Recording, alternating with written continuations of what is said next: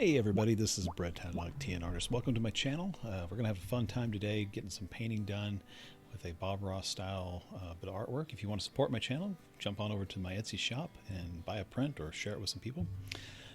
So I think you'll have a good time with this one. So why don't we just go ahead and get started. So what we have here that I'm going to bring up is ArtRage.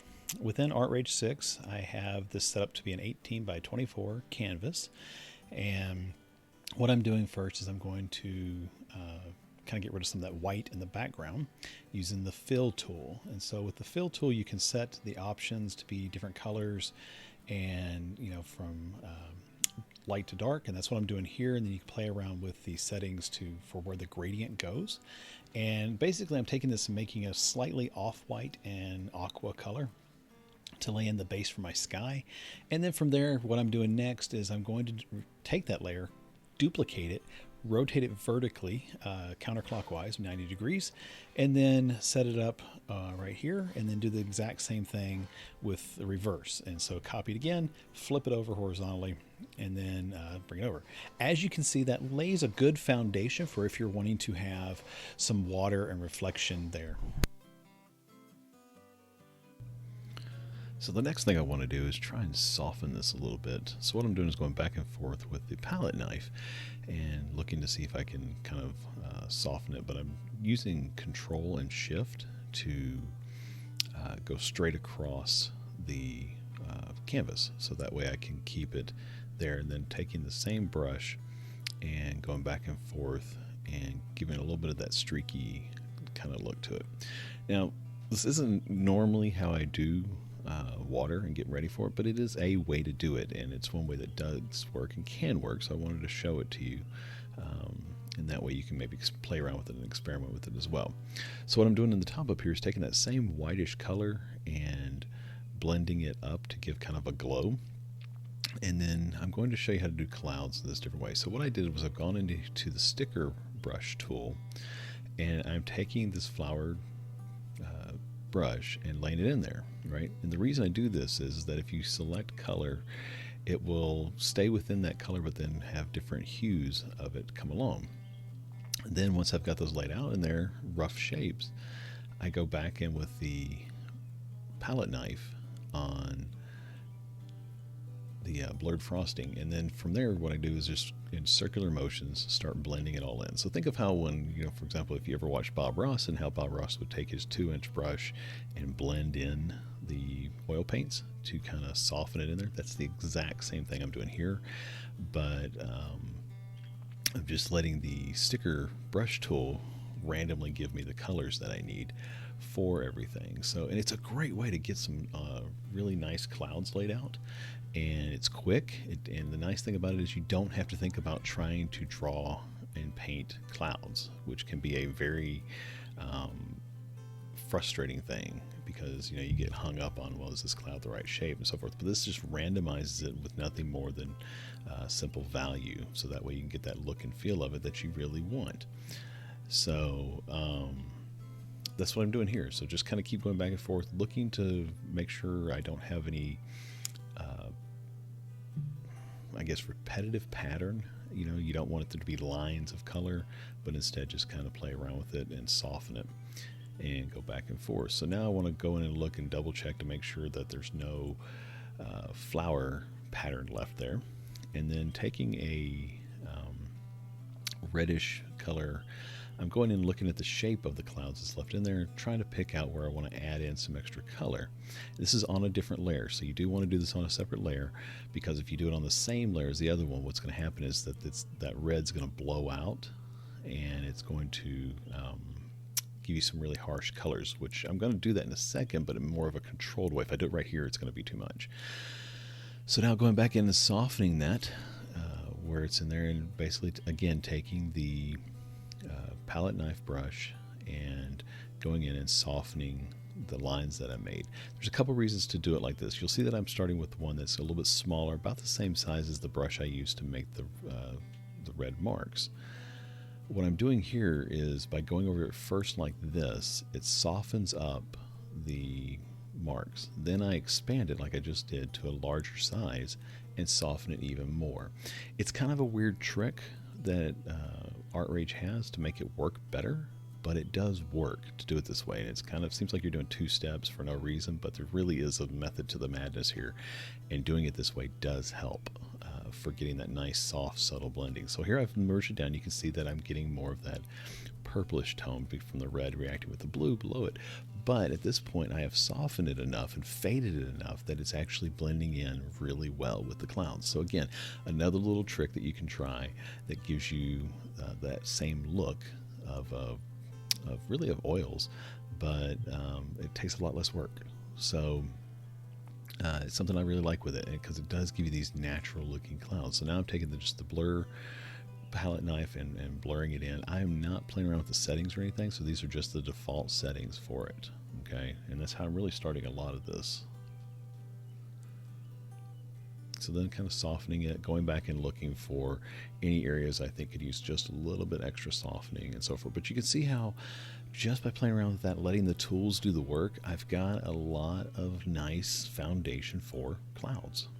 And so it's really come there. So now what I'm going to do is kind of repeat the process, but I'm going with highlights. So I've taken a really light, not quite white, yellow, and the arrow I just showed there is for the direction the sun's going to come from. So now I'm going to highlight these clouds along the edges. The key for this is to make sure you don't outline them with a solid outline. You see how I'm doing the broken outline there? I'm doing that because that's going to give us some depth. You want to keep that darkness, but at the same time add in some lightness. So now I'm going back to the same palette knife, back to the same size, and repeating the process. So it works really, really well to give you that nice subtle blend.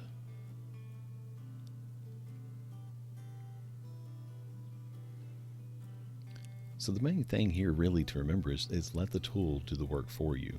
Follow the technique that I'm showing you here, and then let the tool do the majority of the work for you, as far as, you know, the same you would with an oil brush. These techniques that you use in ArtRage, and one of the reasons I really like ArtRage is that I can translate the techniques I learned in school, the techniques I've always practiced with from the analog world and, you know, offline, and translate it directly to working digitally, more so than Photoshop or others. There are a few other apps out there that mimic some of this.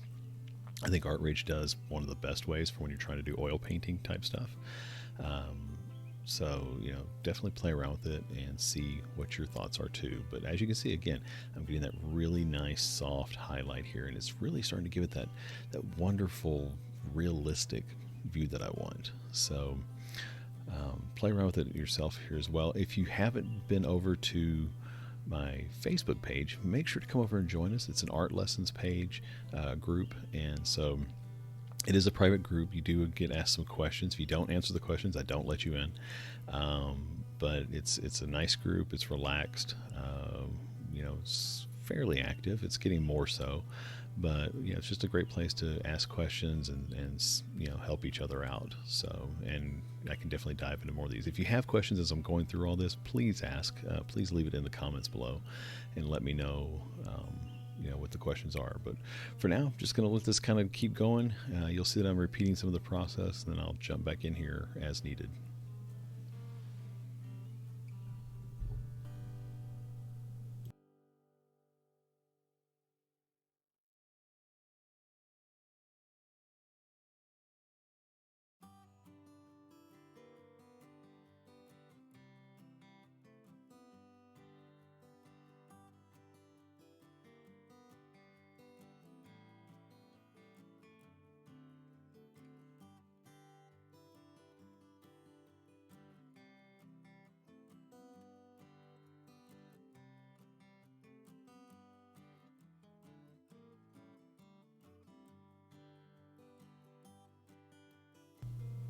So now I wanted to lay in some mountains. So what I've done here is I've taken the lasso tool and I've made a rough shape of an outline of a mountain that range that I want. I'm taking the roller brush and rolling it in. So why do I use the roller brush? Well, the reason is that it gives me that foundation of a broken up color. I don't want it just smooth. If I wanted it smooth, I could have just thrown in with the fill tool and filled it in. But you can see already there's a little bit of gradation, a little bit of change. So now I've switched to a different roller tool, the thicken the thick one, whatever it is. Anyway, that's why I'm leaving it up there on the screen so you can look at it. But you can see that I'm playing around with it and trying to lay in again some of the quick foundation for which side the light's going to be on, which side the dark's going to be on, and so forth. This really comes into play as I start layering in the textures that I want. And so you can see it there and kind of play around with it. So you have some options here as you're doing this stuff. So again, the first thing I've done is I've got it all laid out there. I want to get rid of that harsh line, so taking the palette knife and kind of smearing it out a little bit. And I'll play around with that more later, but for right now I just want to kind of put it there. So I have these stencils, and so the stencils that I made, you can make your own stencils, and basically it can be from just about any pictures you've made. You can play around with it and get the contrast and get it done up. This is it's actually a picture of a rock, and I turned it into a stencil, played around with it, and cleaned it up so that I could have these broken up paint patterns, and then go in and start twisting it, turning it. And now if you hold Shift and Control, it lets you stretch it one way or the other. Control lets you scale it, and Alt lets you turn it. Then you can go in and right click and flip it and so forth. But you can see how by doing this, I can really play around with where the highlights are, and then go back and do the same thing for the shadows. And it gets that really kind of cool oil painting look like you might see with Bob Ross's type stuff. That's the one thing I've yet to find another way to do this, to replicate that kind of look and feel. That works better than this. You can go in and paint it by hand and do, with each brush stroke, which does work and can give you a nice look. But this is more the look I wanted here, that kind of broken up paint, like you might see for Bob Ross or Bill Alexander kind of stuff. So it's just a matter of going in and replicating it and playing around with it and getting that look and feel. So that's what I'm doing here. So hopefully you can see how I'm doing it. And basically I'll just do the highlights, then I'll do the dark side for the shadows, which I'm doing right now, and keep playing around with it back and forth, trying to pull in some of the colors from the background, and taking a look at it. This is on a separate layer, again, doing the whole thing of working in layers, so that you can do it. Because if you don't work in the layers, what's going to happen is that you're going to end up blurring out the stuff or messing up and smearing the backgrounds that you just worked hard to get. And eventually we will flatten all of this. But for now, this is what how you want to do it. So just create a new layer, and then lay in the rough shape, lay in a foundation color, and then go back and start adding in your highlights and your shadows and so forth. But you can see that I'm doing it here, and it's giving a really nice texture, and it's giving a really nice look, and you can kind of play around with it some more. And then just use the palette knife to smear and smudge it down a little bit. But this is basically just the oil brush. It's the everlasting oil brush, nothing special, and playing around with it. And then I'm using the palette knife to kind of soften it down there. If you watch Bob Ross or something, he's always doing that 2-inch brush, so just tap it in there and get some mist going. So that's what I'm doing right here, literally just tapping it in and getting some mist going, and then realizing that my video caught somebody randomly texting me.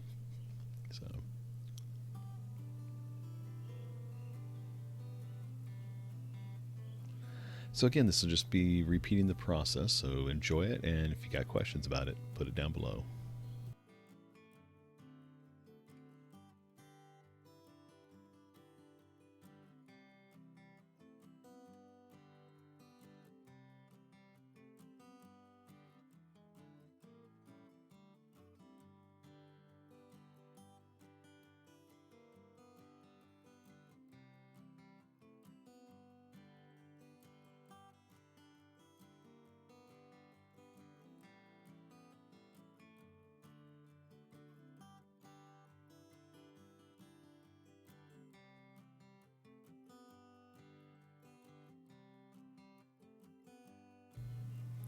So now that I've got the mountain pretty much done, what I'm going to do is start laying in the foundation for some trees. So I'm using a couple brushes here to do that with, and then taking the eraser and kind of messing around with it as well. The custom brush itself, the custom brush tool, has a lot of preset things in there that work really well from these different texture brushes that are in there. And you can see the ones that I've got here going. And it's really just laying in vertical lines, trying to give the implication of where some trees are and kind of the layout, and then just kind of softening it back out. So for this, I knew I was going to have some water here, obviously. That's why I laid in the water, and wanted to try and get it some streaky look down there. And so I was trying a different technique of doing it. Not really happy with it, so I spent a little bit more time on this than I should have, mainly just because I was playing around with it. But you can take the palette knife and just kind of streak it straight down and get kind of that reflection look and going back and forth. And that's what I'm doing here, is going vertical, then going horizontal to get that back and forth look. I eventually just change to something different and go back to how I normally do it, which is just putting in the color and then putting in the highlights and stuff over top of it. So you'll see me doing that and going back and forth with some different stencils. So, but again, just playing around with the shapes and the colors and trying to get the vertical stuff. And just, you know, it's a matter of really of shapes and giving that implication. So here I'm switching to tree stencils that I made. Again, go out, take a picture of a tree, give it some good contrast, and adjust the levels on it, and then you can turn it into a stencil and use that to then go in and lay the foundation for it. Now what I do with these is I lay these in like this, and then I'll come back over and hand paint over top of them, because I don't want just a cut and paste stencil kind of look. So, but I do want to use this to get the quick foundation for what I'm doing, and then again grabbing colors from what's in the painting itself and trying to use that to really blend in and give that implication of distant trees and so forth. Flip it upside down and you can start doing what I was talking about before, of laying in some of those reflections and stuff. And you can see how it becomes kind of a really nice way to do it as far as that goes. Just kind of blurring it out and stuff. But again, the main thing with paintings, this kind or really any other kind, for me, the main thing that I see with it and that I enjoy doing is building up these different layers and textures that lay that foundation for it overall. And that's what gives it a lot more depth and a lot more feel, especially for digital. For me, I'm personally drawn to the artists that use a lot of texture and a lot of layers to get that overall feel and look for it. So that's kind of what I'm trying to replicate here with my painting, is laying a foundation, then lay in, by the way, you can layer stencils like this and really get some different effects. So, but I'm trying to lay all that in so that way I can get that a lot more depth to it, and so it doesn't feel so rendered as far as like computer rendered and stuff. But again, it lets that hand painted effort come through and shine. So again, what I'm doing here is I go in and I've got the trees painted on there. So now I'm going to start laying in some textures from the custom brush and just brushing it in over top of what I've already painted with the stencil. So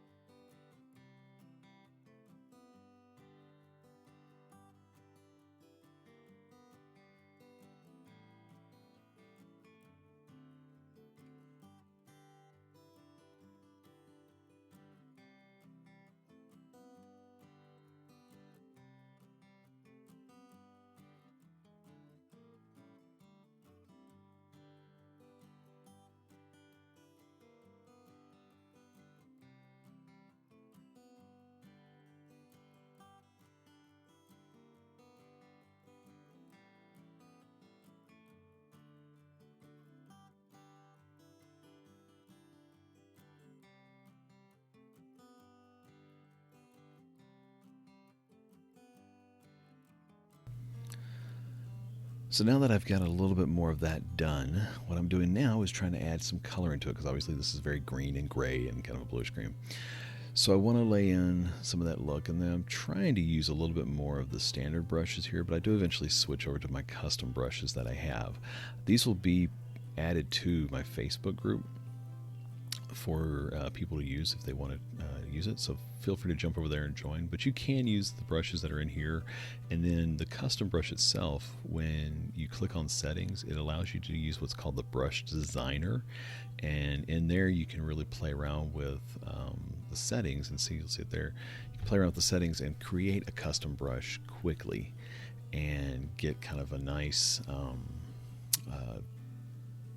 brush setup that you can play around with. So anyway, but yeah, you want to do that. And then so again, I'm taking another stencil, laying in some texture and foundation, because I realized I didn't like how the other looked, and playing around with it as well. And I kind of keep doing that and going back and forth between the stencils and custom brushes that I made, and laying those in there and looking at the picture overall for composition, for layout, thinking about how I like it and so forth. So, but these stencils, and like for example, this is a tree stencil, but I use it a lot of times to make bushes more than anything else.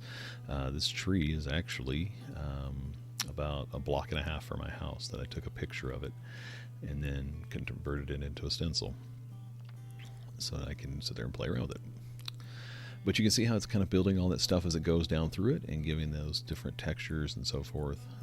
And again, this is on another layer, so trying to work in layers and keep from destroying the stuff that I've already worked on.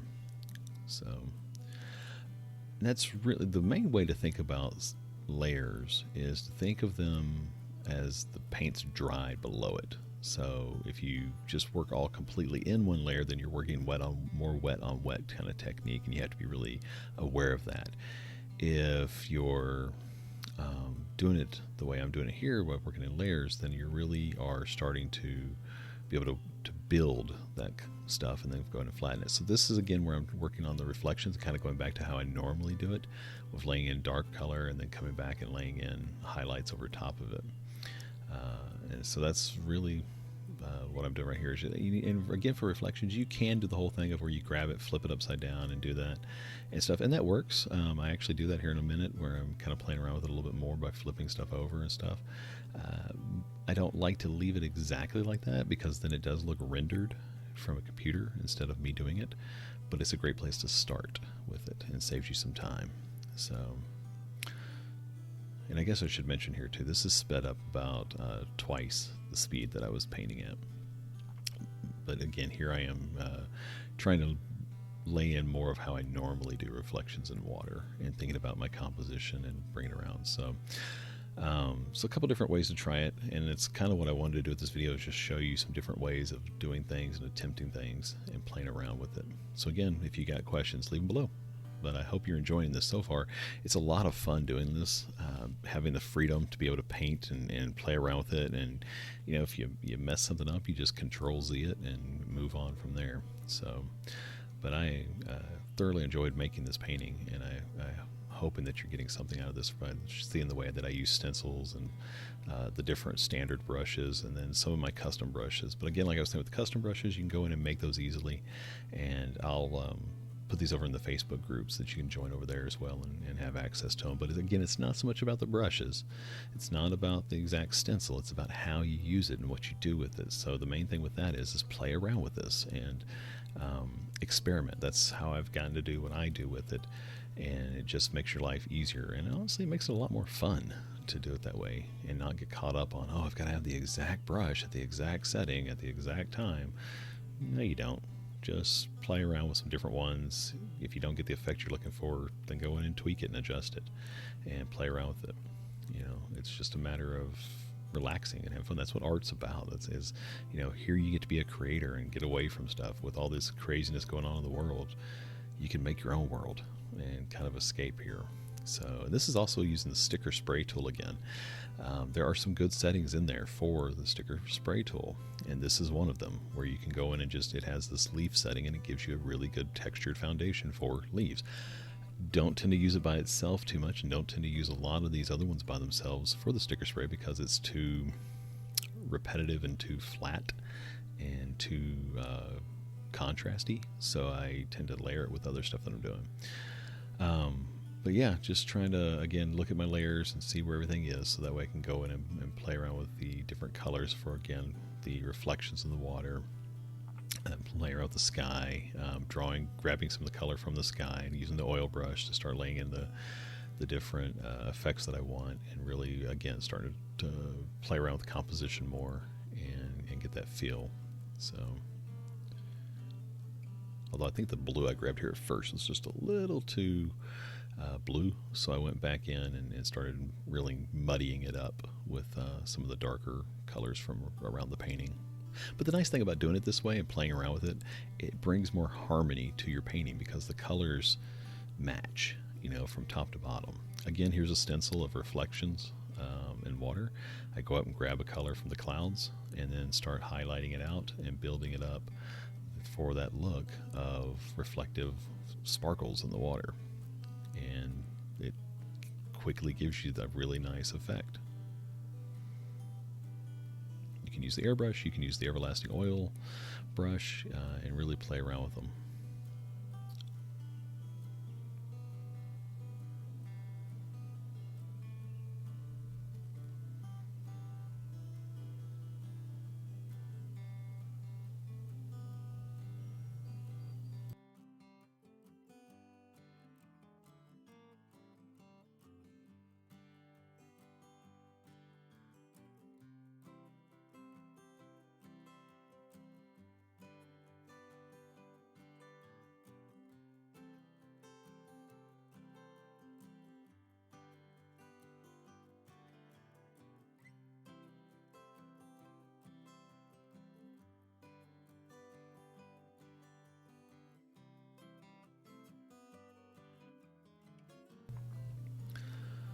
So once I've kind of got that how I want it in the background, and using a few of those other custom brushes to lay in some distant hills and some more trees, I'm really kind of in the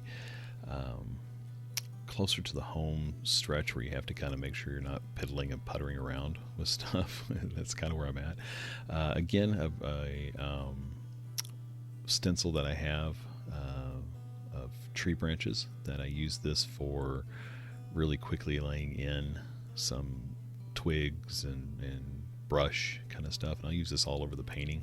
And again, just twist it, turn it. You can get a lot of mileage out of one stencil, and to really give you that painted in look and that quick feel for it. Because you can sit here and draw these lines, and I certainly do that with some of them. I will use this as a foundation to it and then go back and draw over it, or I'll just use it to quickly lay in another element like I'm doing here. I wanted to have another element that kind of vignetted my painting, and so what I'm doing here is considering, okay, with composition, how do people look at this? I want them to be able to kind of look at the painting and really have the elements of it kind of circle you around the picture so that your eye is drawn into it and then kept into it. So what I'm doing here again is layering the stencils. So I wanted to have a little bit of a rough textured bark. I could go in and hand paint all that way, or I could just take this texture I have of bark and lay it over top of the other stencil and then kind of get that setting, that look to it that I want, and then go back and hand paint over that as well. So it's a great way to do it. It just speeds up your process and takes some of the guesswork out of it. And then you can go in and just add highlights like I'm doing here to the different sticks and stuff. So as we move through the rest of this painting, what I'm going to be doing is going in and really cleaning up and doing the polish from here forward. Playing with highlights, playing with textures, playing with just the way everything looks. So not really a whole lot more to discuss as far as that goes, but just kind of looking around to see where I can see different areas that need to have some texture brought up in it or messed around with it. And so I'm really just starting to grab some stencils so I can go in and start tweaking it and stacking them up. So yeah, that's what the rest of this is going to be. Again, questions, comments, suggestions, haikus, whatever. Put it down in the comments. Let me know how I can help. So, but again, the rest of this is just going to be me tweaking it. So I'll leave you to watch it and just enjoy the music, which is Lazy River Rag by Unicorn Heads. So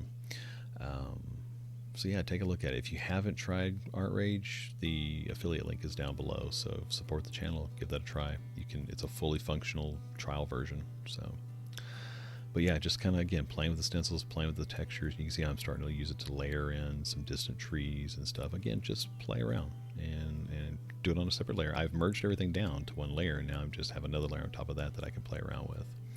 So yeah, just keep watching. Let me know.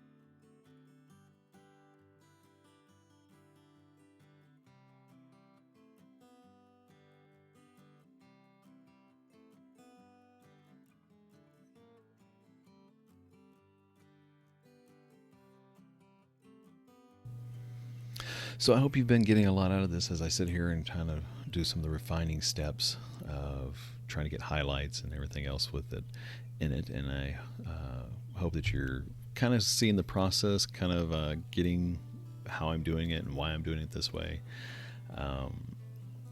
This was about not quite 3 hours, but somewhere around there of just kind of going back and forth and working on it, taking a step away, coming back and working on it. And then just hitting this stage where I'm doing all the refining and everything else in it. So like I said, I hope you're getting something out of it. If you have questions, I've said this like 15 times I think, but leave it below, let me know. Come over and join the Facebook group. One of the things I noticed with this real quick that I wanted to tell you was that it needed a little bit more color to it. So I noticed that it was a lot of greens and yellows, kind of cooler colors, even though yellow's a warmer color, but it needed some pop. So what I did here is I took one of the custom brushes and particle snow, and then started using that with colors to kind of pop in some berries and flowers and stuff like that, and played around with it. I do a flower here in a little bit where I put it on a separate layer and then kind of moved it down and transformed it and played around with it. So but I didn't like it. But yeah, just again, play around with the particle brushes, play around with the different ones that you see here. This was one thing where one of them acted weird, and I had to kind of undo it and redo it to get it to look right, because it was the program kind of glitched for a second there, which it does occasionally, but it's really rare. This program is actually really stable. So once I get all those spots kind of thrown in there, you can go back and add just a slight detail more to it to make them look like daisies or something like that, just some wildflowers off in the distance, but it gives a nice way to play around with it and everything. So that's what I'm doing here, is just kind of going back and add some stuff. And then I got the crazy idea of, can I play around with some of the other sticker sprays and that kind of stuff. So you'll see me kind of experiment through that in a minute too. But really, again, it's all about playing, but the key thing here is to make sure that you're not overly piddling and puttering around and really beginning to overwork the painting. You're just trying to add in those final bits of polish, those final bits of color and pop that give it something interesting to look at. So that's what I'm doing in here, is adding in some highlights, adding in some pops of color here and there, and really trying to give that cool thing to look. Now, this is one thing, I don't play around with layer settings too much most of the time. I do it occasionally, but this one, what I did here is I wanted to add in some highlights. So I've actually added another layer, and I've got it set to overlay. And using a lighter color, it gives me that natural, almost like sunlight is hitting it. So that really works well for it. So that's what I've done here. And just kind of so you can add in some nice highlights here and there with it. You got to be careful for where you're painting and stuff, because you'll see like that it goes over top of it, highlights areas you don't want to. But you can always, since I'm doing it on another layer, I can go back and erase it like I'm doing right here and really soften stuff out. So, but that's multiply layer and overlay layer are usually the only two I use if I ever do anything. So multiply for doing shadows, overlay for doing highlights. It's a great way to do it. I got that from an Aaron Blaze tutorial, which, by the way, here I am doing these. Make sure to check out a lot of these other tutorials and a lot of classes. Looking at putting some on Skillshare as well. If there's anything particular that you'd like to take a look at, I'm not sure why that just did that, but if there are any other particular subjects that you'd like to see, let me know that too. I tend to enjoy doing, this is where I'm messing around with the wildflowers, trying to get some different ideas, and I have some different brushes that I wanted to throw in some other textures with that are in my sticker spray brush. So anyway, what I was saying was that if there are other things that you want me to paint in here, be happy to do it and kind of try those. I tend to do more landscapes than anything else, because it's what I really kind of enjoy doing more than anything else, especially in these times. It's kind of relaxing.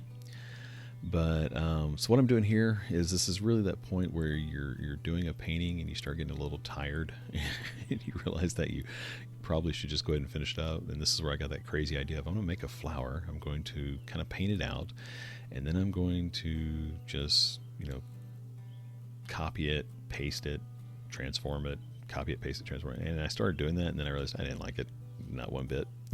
So I just went back to doing it how I was doing it before. But again, you don't know until you try it, until you play around with it. Because this is one thing that you can do much more easily in Photoshop than you can in ArtRage for if you're doing something like this, of replicating an image or a pattern or something like that.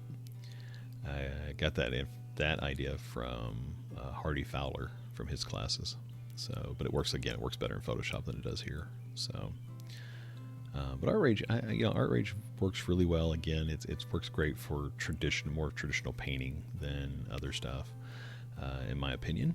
But hey, we all have different opinions. So anyway, kind of coming in on the home stretch here.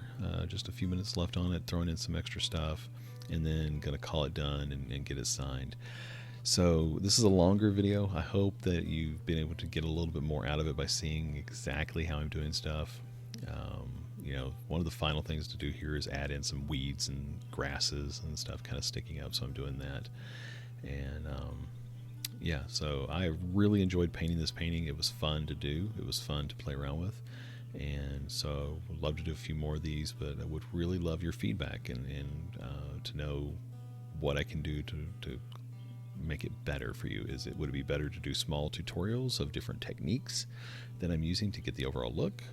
Would it be good to just keep doing these longer paintings? So let me know whatever your thoughts are. And I really, again, appreciate it. Come visit me on the Facebook group. Visit my Etsy shop if you want to support. Download the ArtRage demo as well. Any of that stuff kind of helps with, supporting the channel and making it so that I can get more of these out. But overall, I just really enjoyed this, and I really hope that you guys are getting something out of it. One last little tip that I was doing here, I didn't like that blue in the background, so I wanted to soften it in a little bit and make it kind of blend in. So I went in and painted some dark color, and then from there started blurring it out and just playing around with, again, textures of far off distant stuff. So anyway, I think that's about it. So again, I appreciate everybody being a part of the channel. I appreciate your comments, your feedback, and I really enjoy doing this. So I hope you get something out of it too.